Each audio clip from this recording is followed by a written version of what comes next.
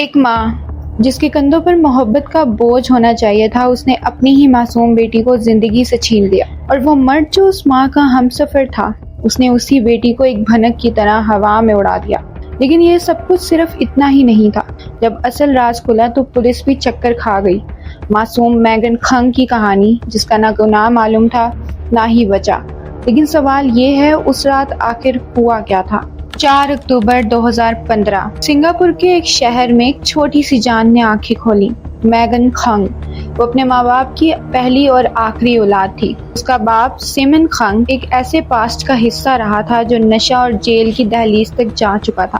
3 بار صرف 4 سالوں میں 2015 سے 2019 تک اس کا نام جیل کی لسٹ میں لکھا گیا۔